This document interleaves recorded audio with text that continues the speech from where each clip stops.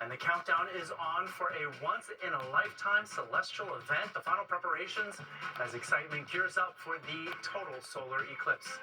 Good evening, I'm Arthur Chan. Thanks for joining us tonight. Millions are anxiously awaiting the spectacle that will crawl across parts of North America tomorrow. Here's a look at the path of totality. And while New York City isn't getting the full view, we're getting 90%.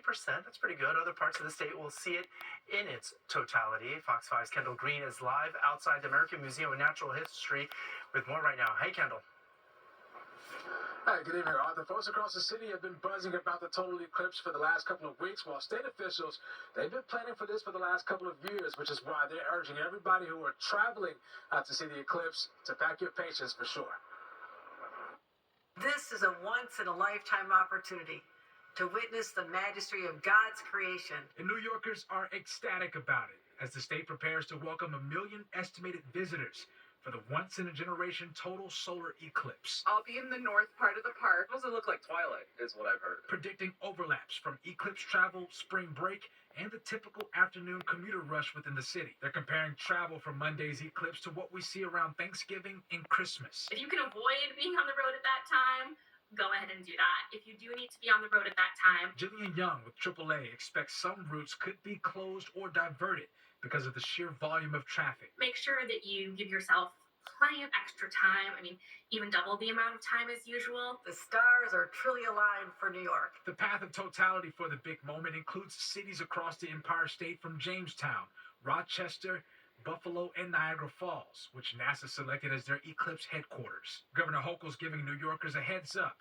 urging folks to know where they plan to watch and what they plan to wear while watching. Don't be blinded by the light. And in anticipation, we have these incredibly cool glasses. I'm going to go out there, not sure.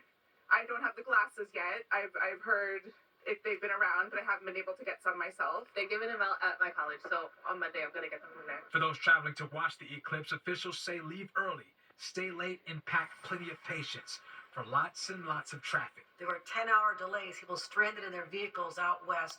And so we just want people to know that can happen, so be aware of it and plan accordingly.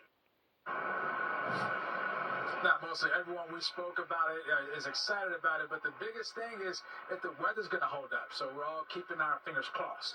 Arthur? Thanks so much, Kendall. Like you heard him say, it's not just the glasses, but whether or not they're going to be clear skies for tomorrow.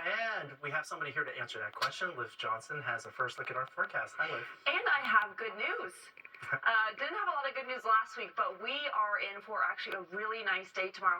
So here's that path again. I want to show you guys where it's going through. We're going to go through Indianapolis, Cleveland, Buffalo. As we were saying, that's going to be a really nice area to get a good view in upstate and central New York.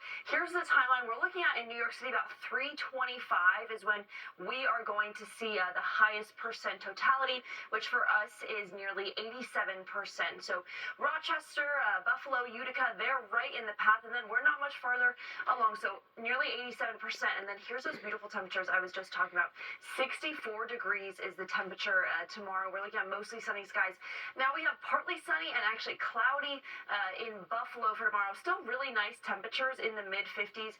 Syracuse is going to hit a high of 60 degrees, but we're kind of waiting to see what the effect of the clouds is going to be. You can see the clouds coming over from the west. Here is going to be lighter and higher up clouds, but we might see a little bit more coverage in upstate New York. I'll get more into that later in the show. All right, thanks so much, Liv. Well, in Bath Beach